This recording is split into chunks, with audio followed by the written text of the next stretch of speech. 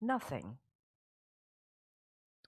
in physical life and living, in human life and living, is ever going to satisfy you or me as perfect. Nothing. Because there's only one perfection. And that perfection is not talked about, defined. It's realized. It just is. And when it is in an individual, well, there's nothing to talk about and there's nothing to say. Because what it is not of speech, not of the human understanding of things. It's beyond that. It's beyond symbols, expressions in human terms. It's just a knowing, a perception, a felt thing. And those who are blessed enough to glimpse that and more never talk about it, never define it. Now, when pushed, they may say, well, perhaps it's like. But perhaps it's like is never the thing itself. The picture is never the thing itself, is it? Show me a picture of a chair, no matter how gorgeous and comfortable it is. I can't know that by just looking at a picture. I have to experience it for myself. I have to see it. I have to feel it. I have to touch it. I have to sit in it before I can make up my own mind. Well, your inner life is kind of like that, and so is mine. Oh, you can get into it all right, and you can have wonderful experiences within it, but describing it is silly. Because it's just nothing compared to what the experience is. The experience, no matter how well you describe it, cannot be fully described. You know, when you go and you have a great vacation and you see the most beautiful, awesome, wonderful things, and you come home and you're still full of it and you try and describe it, but it's not the same at all. You feel constricted in the way you're trying to describe it because it cannot be described, it can only be felt. And some things can only be felt. And usually, the some things that can only be felt are really pertaining to the truth, to the real, to the authentic. Now, I'm always reminded of, in my own life, lots of times, of the little 5-year-old, and I've shared this many times before, who in kindergarten was asked, what she thought of God. And a 5-year-old paused for a moment, looked at her teacher, and she said, well, teacher, I think God is not a think, God is a feel. 5 years of age. Hit the nail on the head. Pure truth.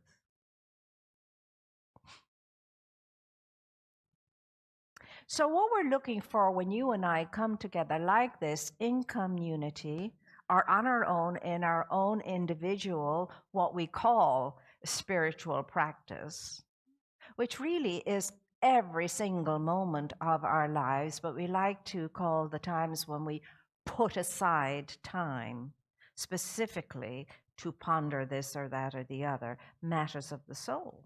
Like we call those our spiritual practices. But your whole life, mine is a spiritual practice. I'm spirit, so are you. Anyway, it's in moments like that when we are consciously conscious, and you can be in the marketplace in a very busy environment and get it.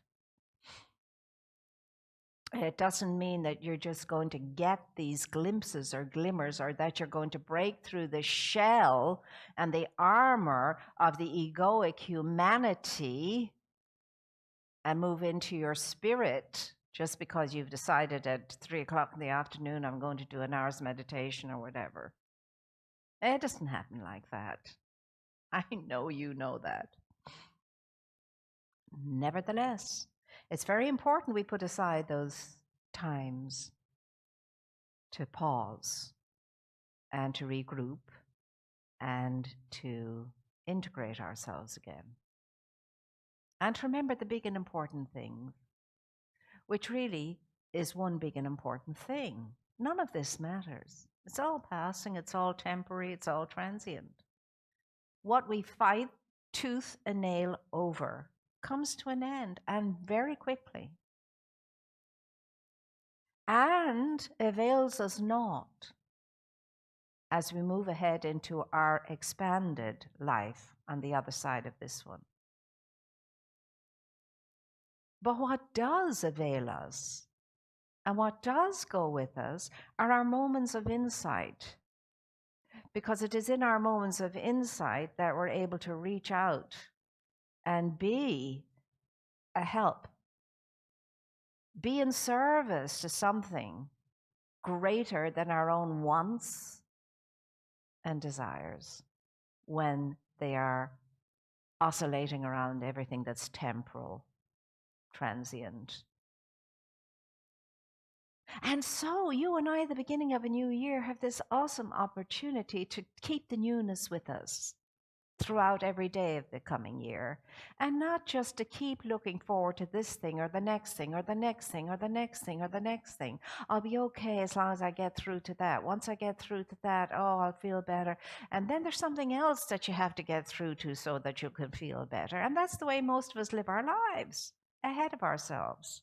My mother as a child used to say to us when I was really tiny, "Don't get ahead of yourself, child." Never understood what she was talking about when I was tiny, but now I do. Or she'd say, "Oh, you're getting ahead of yourself, my dear."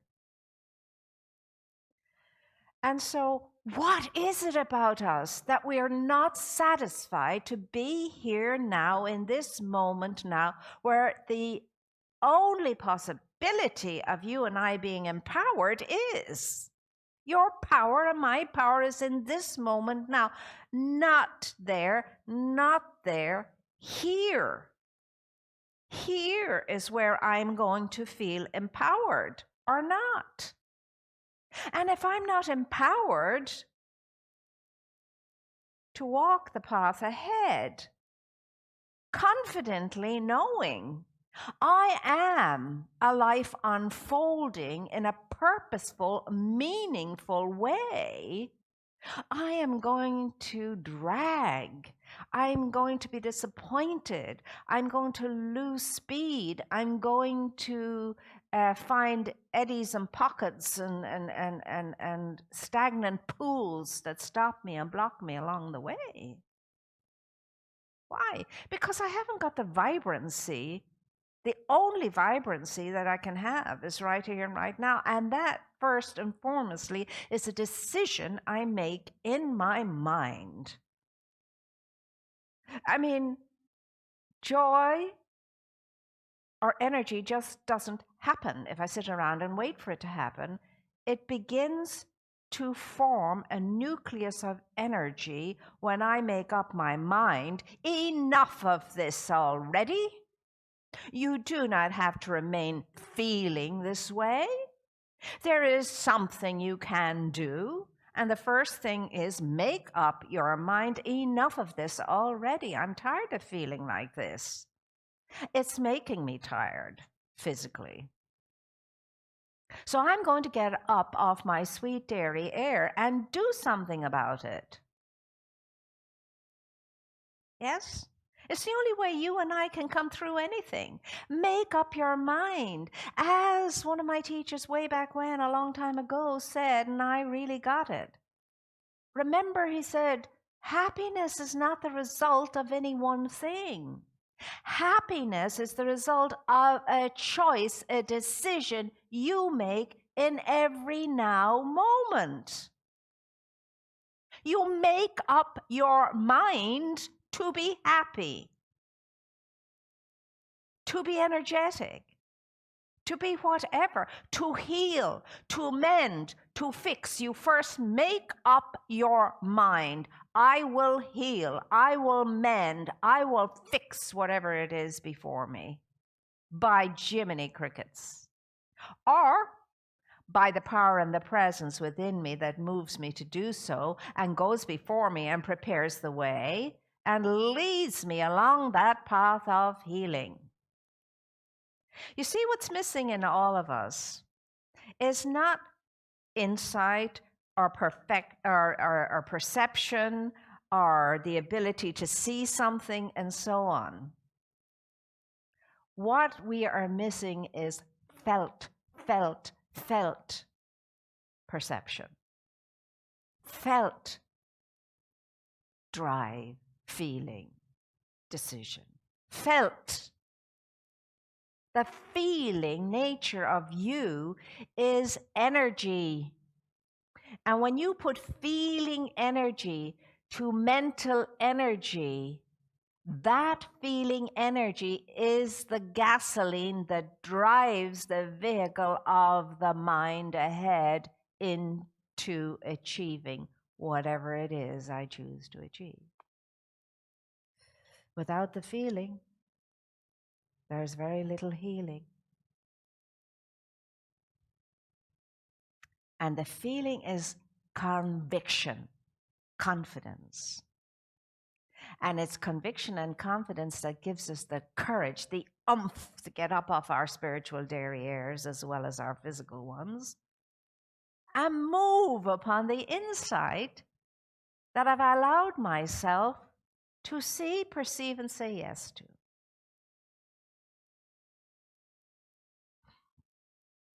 There's nothing wrong with you and there's nothing wrong with me except our misperceived perceptions of ourselves and of life. There's nothing wrong with us except the horror stories we have made real and accepted as real that we're still entertaining from our childhood or whatever. And then, because of that disturbance and that upsetness and that hurt and that whatever, that we feel still, consciously or unconsciously, we take it and then we project it onto everybody around us, which causes us more aggravation and others too. If we could just heal ourselves. Physician, heal thyself. One day Jesus has just had enough. Everybody wanted a bit of him. Everybody. Wasn't enough. Could never finish the lines of people that would come to him. He got up and he said, Physician, heal thyself. And you and I need to say that to us throughout the day. Every day. God helps those who help themselves. My mother, if I had $1 for every time I heard her say that, I'd be able to take us all on a world cruise in a healthy world. What do you want to heal? Is there something in your life to heal? It's the beginning of the year. Do you want to now drag that through the whole year again? Or would you like to heal yourself of it? You have the power. Do you have the will? Do you have the conviction that you can? Remember, we've chosen now as our love cry for the year, I am, therefore I can. And what I am is what? I'm the tabernacle of the Most High, to put it really in church language. And to put it in more metaphysical and universal terms, I am just an instrument, a channel of the source of all life. My only reason for being in life is to express, give spirit, give the source of creation an opportunity to express itself uniquely by means of me as I go about the business of the world. So you have the power, and no one else on the planet has more power than you have. No, no, no, no. We can't say that. Oh, some people may have many more advantages than you have, humanly speaking, yes. But that doesn't mean that can stop me or block me from mending and fixing and healing and accomplishing and achieving whatever good I want to. If I have the conviction, if I'm being here now in this moment, knowing that this is the only time, only moment, only place, I can be empowered. I can be emboldened. I can be powerful. And let whatever is behind you stay behind you and stop dragging it in from one day to the next until the whole year is the same old, same old. Still rolling around in the little stagnant pool I got stuck in somewhere along the way, while at the same time, right beside me, the beautiful raging river is making its way to the sea of fullness and plenty. But I'm not in the river, I'm in the stagnant pool. And yet it's so close. What is it about us that moves us into spiritual inertia, spiritual paralysis? What is that? It is to do with the untrained mind, the unbridled mind, the mind that runs amok, the mind that is not monitored, the mind that will indeed make us crazy too many times. Now, you're in charge of your mind. It's not the other way around. You get to decide what's in your mind. You get to decide how you want to think. You get to decide how you want to feel. You and you alone. And we cannot blame circumstances because that's what we do. Because when all that unhealed stuff from childhood or wherever or from wherever is not taken care of, we blame, we project onto everything, the weather, whatever, people, whatever, for the way we are, for our condition.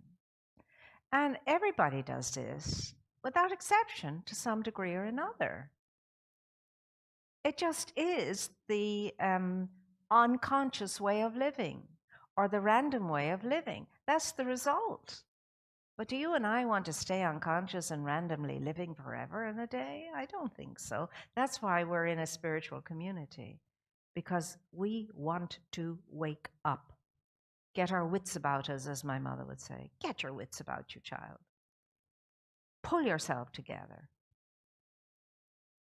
I don't want to pull myself together anymore. I want to gently put myself together. I want to take all the pieces of the jigsaw of my life and see it as a puzzle and take on the challenge of putting all those pieces together perfectly, in the sense that I'm going to complete the puzzle. And there won't be any piece missing. Because if there is, I'll look under the table and there it will be. I'll always know how to find the missing puzzle when I know it. When I know it.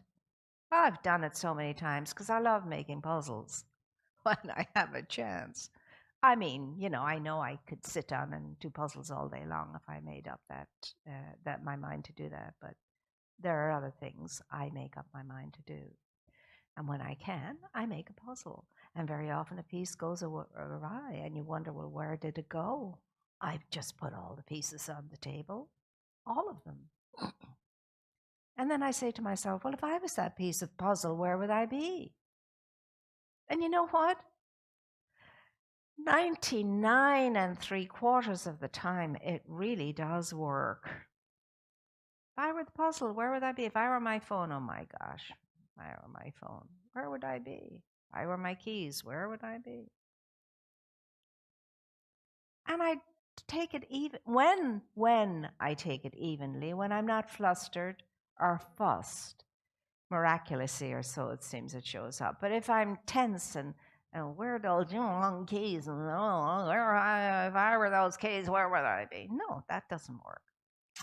I have to be just aligned. I have to be open and receptive to finding it. And I can't be when I put my foot on the channel of my supply by contracting myself.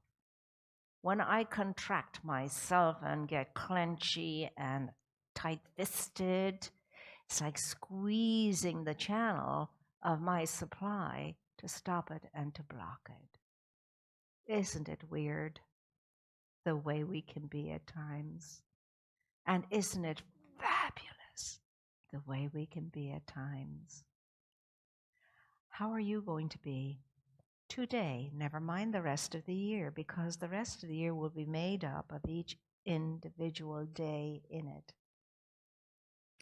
Are you ready to keep the newness? Maintain the newness, because there's no such thing as a new day or a new anything. There's only the newness that you have within yourself. Think the newness, feel the newness, and there's newness. It's the way it works. Are you going to be the captain of your ship this year? Are you going to lead the way this year and not be led by all those old stories and all those naysayers in your life and all the old patterns? Or are you going to be brand new? Do you want to be brand new? You could be brand new. So could I. So could we all. The truth never ages. Love never ages. Beauty never ages. Old thinking ages. Old feeling ages.